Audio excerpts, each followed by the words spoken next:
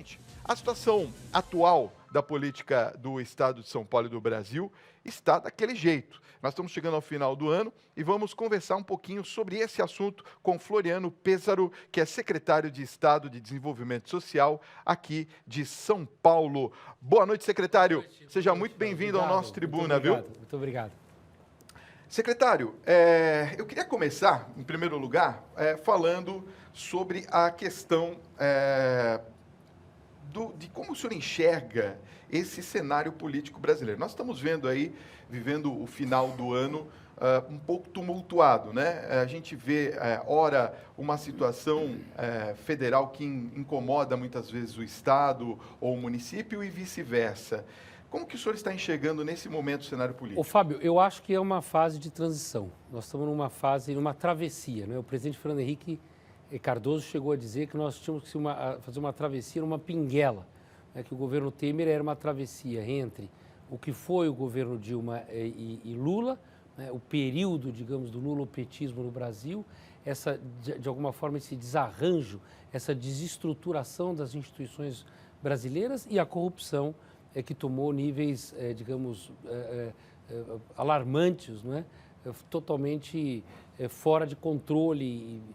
Mas isso fez com que as instituições também reagissem. Então, tanto o Ministério Público, quanto o sistema judiciário, quanto o próprio Congresso, que a despeito de que todos pensam dos congressistas, acabou aprovando leis que permitiram, por exemplo, a delação premiada e outras legislações que permitiram a identificação e a punição de responsáveis por corrupção. Então, é um momento de transição, Fábio. Eu acredito que nós vamos desembocar em 2018, que será o grande momento do país fazer o seu reencontro com a democracia e com o seu futuro. Aliás, já que o senhor citou sobre a questão das instituições, muito se fala, evidentemente, da segurança das instituições que estão ameaçadas, até pelas atitudes e porque a mídia tem estado muito presente no Supremo Tribunal Federal e as decisões estão Viraram um show. Impactando a sociedade de uma maneira muito clara. Como que o senhor vê essa questão da segurança das instituições? Não, eu acho que nós temos sempre que preservar. A democracia é algo que você precisa todo dia cultivar, preservar, respeitar, admirar a possibilidade, nós estávamos falando aqui sobre qualquer assunto. Tá. Porque num passado não muito distante, nós seríamos proibidos, por exemplo, de estar falando desse tema, mesmo aqui no seu programa. Então, preservar a democracia é fundamental para o avanço da sociedade. E é preciso, de fato, ter atenção. Nós temos hoje no Brasil uma radicalização de direita e de esquerda, dois grandes polos que se radicalizam, que buscam aí seus representantes, não é? E que, de fato, põem em perigo não só a democracia no Brasil, mas também o futuro de um país pacificado, de um país unido. Nós não conseguiremos crescer se não formos todos juntos. O Brasil não será para todos, não será de ninguém se não for para todos. Então, nós temos que trabalhar sempre nessa direção e buscar o centro, não é? Buscar essa grande coalizão de ideias para que a gente possa ter segurança no nosso futuro. Agora, claro, a gente está falando aqui sobre essa questão da segurança das instituições. Evidentemente que a superexposição, como estamos vendo, principalmente dos juízes do Supremo Tribunal, eu acho que também prejudica um pouco a ação política, não prejudica? Porque tudo está virando problema jurídico. Os juízes que resolvem tudo, não é bem por aí, sem né? dúvida nenhuma, nós temos uma judicialização das políticas públicas que é algo muito ruim para o Brasil, eu diria quase que nefasto, na medida em que aqueles que procuram a justiça, em geral, já são pessoas com algum tipo de privilégio em relação à grande maioria do povo brasileiro, que tem uma dificuldade imensa em acessar a justiça, mesmo com instituições como a Defensoria Pública, no caso aqui do Estado de São Paulo, instituída pelo governador Geraldo Alckmin, mas é uma dificuldade muitas vezes. Então, quando a justiça resolve pôr uma criança numa creche, acaba de alguma forma violando uma fila de outras crianças que aguardam a sua posição, a sua oportunidade de estarem numa creche. Então, eu acho que a judicialização ela faz mal ao Brasil. É preciso ter leis melhores e é preciso o judiciário julgar e não, na verdade, determinar políticas públicas, porque esse não é definitivamente o papel do Poder Judiciário. Muito bom. Nós vamos daqui a pouquinho continuar o nosso papo. Eu quero fazer algumas perguntas, inclusive, da sua trajetória. Posso? Muito bem, claro. Já já a gente continua esse papo aqui, porque eu quero... Olha, secretário, eu queria falar um pouquinho sobre a questão ainda da população. O senhor acredita que, com tudo o que a gente tem vivenciado, a população brasileira tem amadurecido politicamente? Acho que sim. Acho que sim. Nós temos buscado sempre um entendimento.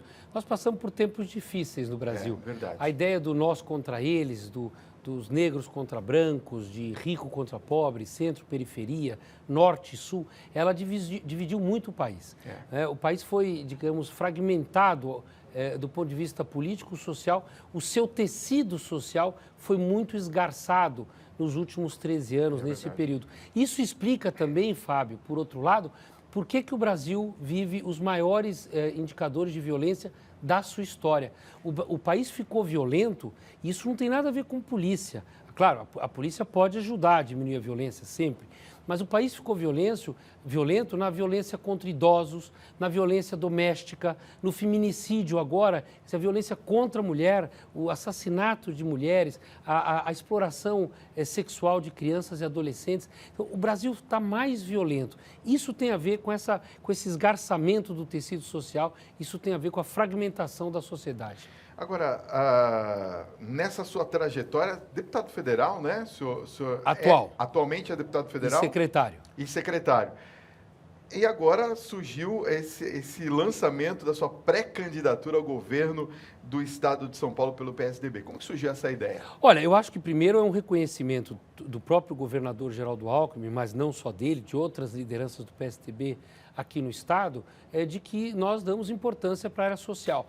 Porque eu sou secretário de Desenvolvimento Social, mas eu sempre atuei na educação e na área social. Então, eu trabalhei ao lado do ministro Paulo Renato, eu trabalhei com a professora Ruth Cardoso, eu trabalhei com o presidente Fernando Henrique Cardoso, trabalhei com o senador José Serra quando foi prefeito na área social como secretário municipal de assistência social da cidade de São Paulo, que foi talvez a minha maior tarefa em relação ao combate à pobreza, às desigualdades, à injustiça e à busca por uma sociedade mais justa, humana, fraterna. Isso se deu muito aqui em São Paulo, na capital.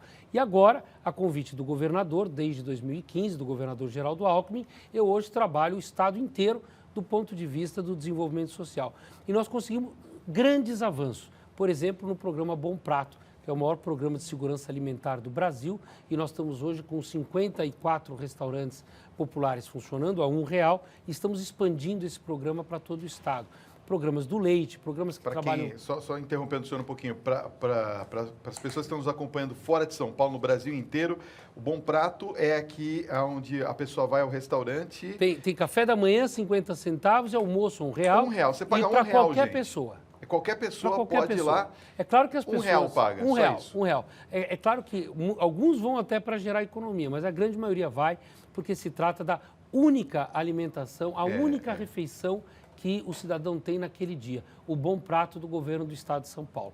Mas nós temos o programa do leite, nós temos o programa São Paulo Amigo do Idoso, que é o maior programa de acolhimento e de envelhecimento saudável do Brasil. Foi o primeiro estado da federação a se transformar num estado amigo do idoso, com várias atividades e centros de convivência. Então, nós avançamos muito no campo da família, programas de família, programas voltados à estruturação e ao fortalecimento da família paulista, que nós queremos levar para todo o Brasil, e assim por diante. Criança, adolescente, pessoa com deficiência, o trabalho social muito forte aqui no estado de São Paulo.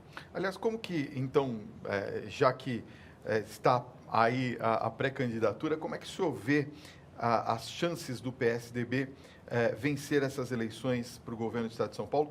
E qual seriam as principais ações que você proporia? Nós temos várias dificuldades e necessitamos de vários avanços, mas é preciso comparar São Paulo com outros estados da federação. Porque quando você compara São Paulo com outros estados, você vê como São Paulo conseguiu abrir uma grande vantagem do ponto de vista do equilíbrio fiscal, portanto, o governo tem capacidade de investimento. Do ponto de vista da segurança pública, nós reclamamos da segurança em São Paulo, mas ela é considerada, do ponto de vista de indicadores, a melhor segurança pública do país. Da mesma forma, nós temos a melhor saúde do Brasil, nós temos a melhor educação do Brasil, nós conseguimos atingir o primeiro lugar em todos os indicadores do IDEB, que é uma avaliação nacional. Então, São Paulo, a infraestrutura de São Paulo, né, a cultura, o esporte. Então, São Paulo é hoje um estado que dá orgulho a todos os brasileiros, não só aos paulistas. E isso não é milagre, em que pese nós temos muita fé, mas isso não é milagre, isso são bons governos. Nós tivemos em São Paulo uma sequência de bons governos, que começa lá atrás com o Montoro, vem com Mário Covas, vem com Geraldo Alckmin, José Serra, tivemos o Goldman durante um período. Então são bons governos que fazem com que o Estado tenha alcançado um patamar de desenvolvimento econômico e social muito superior aos demais estados brasileiros. E o que nós queremos nesse momento é ter uma boa candidatura aqui em São Paulo, que possa dar continuidade e continuar avançando no estado de São Paulo, e também uma boa candidatura nacional, que na nossa visão é do governador Geraldo Alckmin, que poderá levar esse modelo, esse padrão de gestão pública para todo o Brasil.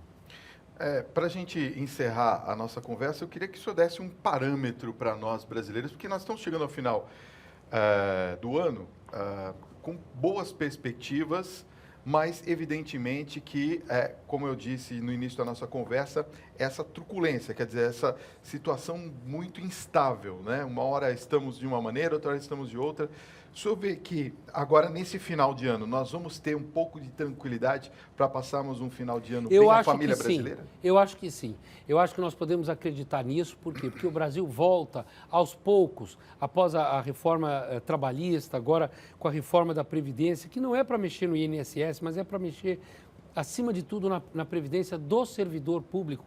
E não é do servidor público que ganha mal, são os servidores públicos chamados de Marajá no passado, que são servidores públicos que se aposentam com 20, 30, 40 mil reais por mês.